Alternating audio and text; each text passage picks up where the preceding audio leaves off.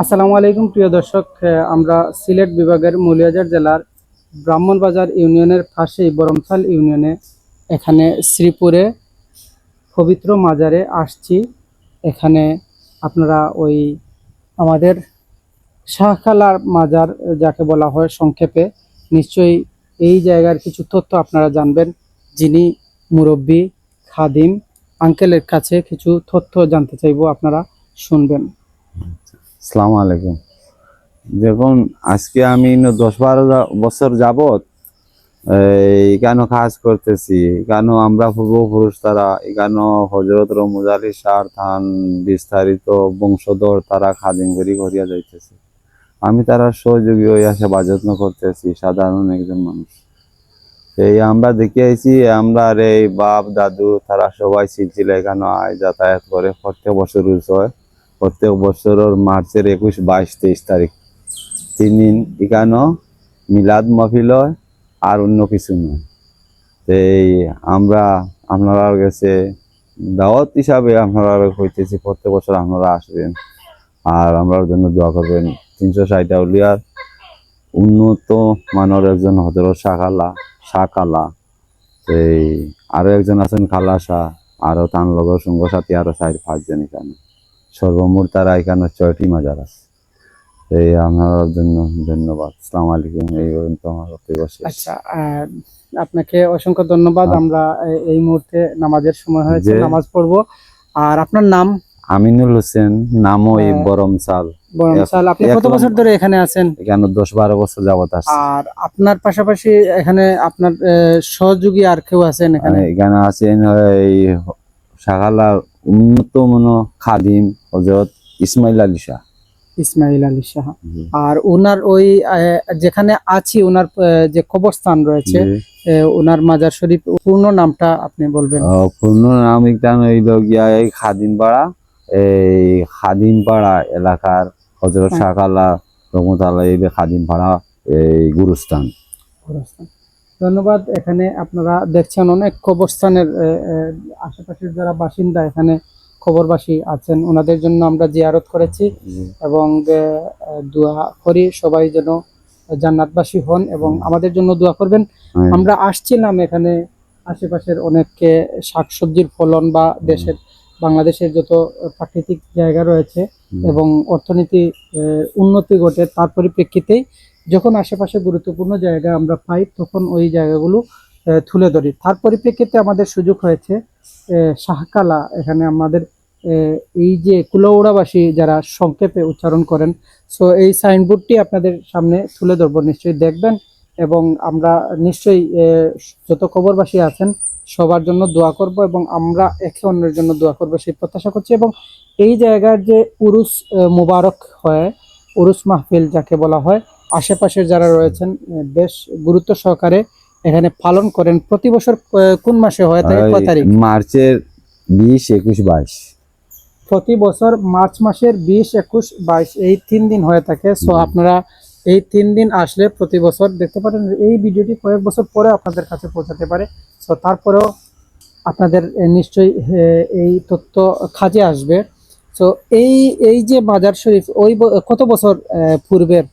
এইটা আমি শুনেছি 700-800 বছর আগে হবে। 7 থেকে 800 বছরের পুরাতন। সো এখানে আপনাদের সাথে আমরাও ছোটবেলা থেকে এই যে কুলাউড়া উপজেলার মধ্যে গুরুত্বপূর্ণ মাজার শরীফ যেখানে আপনারা দেখছেন, আমরা অনেক ভিডিও ধারণ করেছি, আপনারা দেখতে পারবেন। একে অন্যের জন্য দোয়া করি এবং কোনো অবস্থাতেই যেন আমরা একে অন্যকে ছোট না করি, সেই প্রত্যাশা করে বিদায় নিচ্ছি। ভালো থাকবেন, সুস্থ থাকবেন। আমাদের পক্ষ থেকে এবং আঙ্কেলের পক্ষ থেকে সালাম এবং মুবারকবাদ।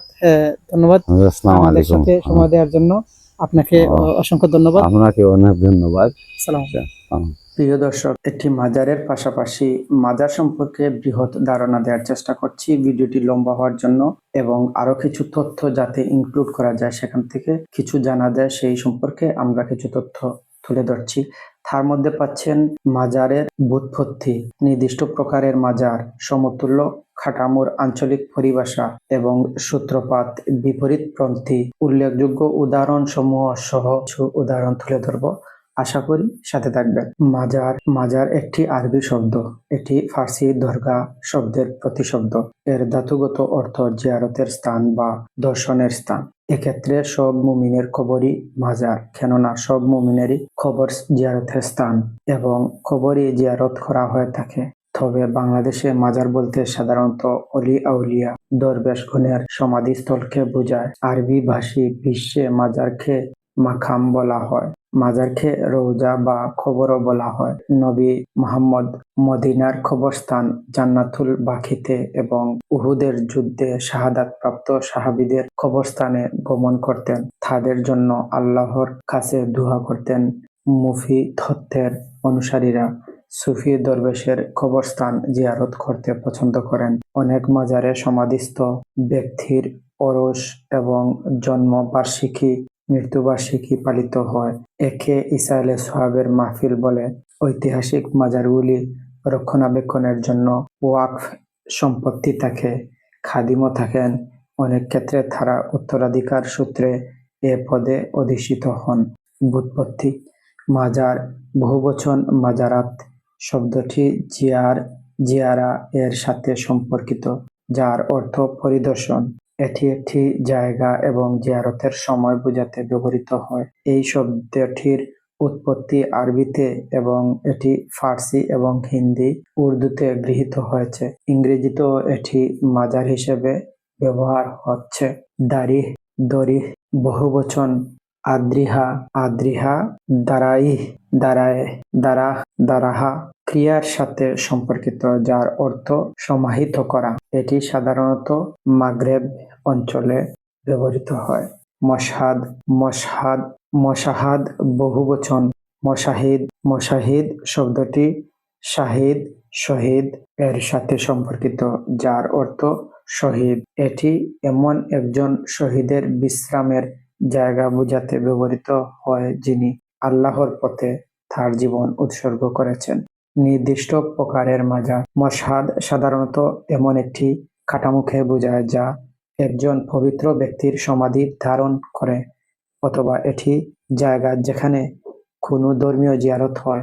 মশহাদের মধ্যে প্রায় সমাধিস্থলের উপর একটি গম্বুজ থাকত।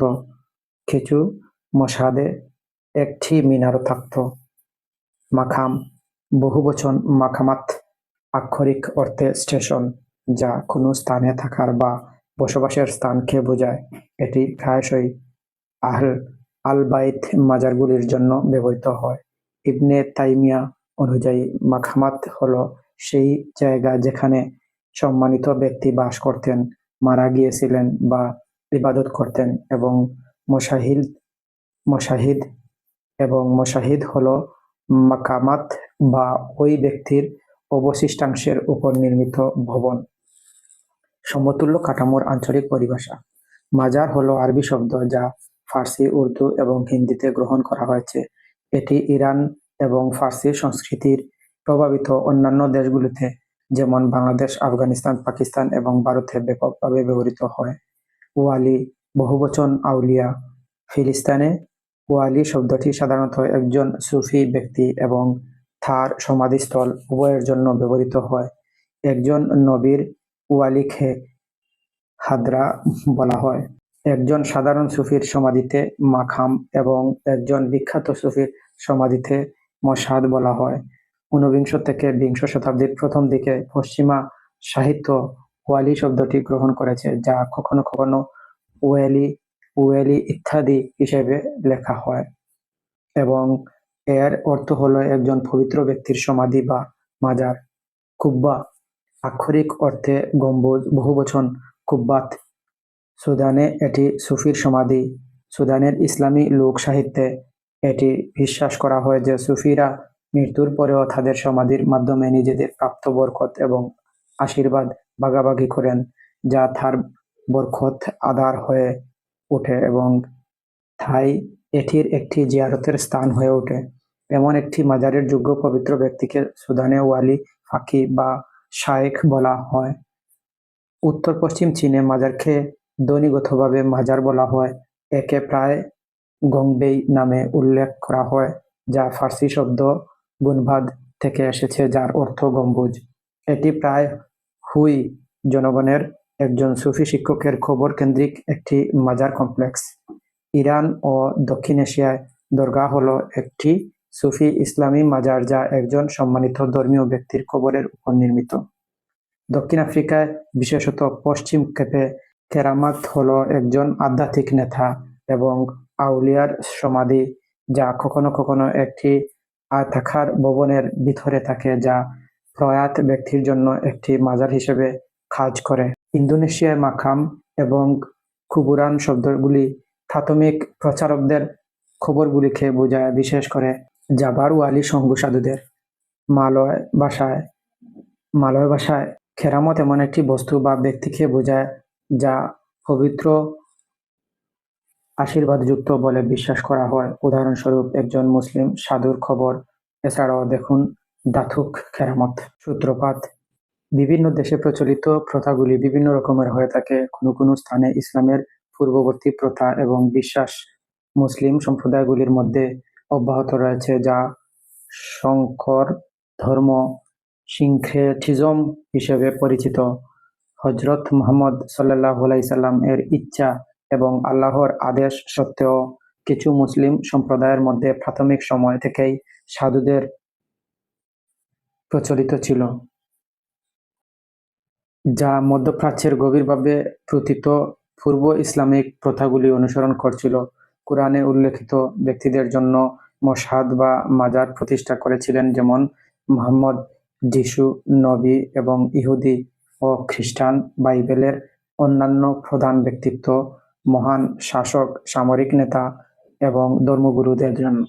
এই তথ্যটি উইকিপিডিয়া থেকে প্রদান করা হচ্ছে। আশা করি আপনারা গুগল বা অন্যান্য বিভিন্ন গ্রহণযোগ্য তথ্যসূত্র দেখে নিতে পারেন।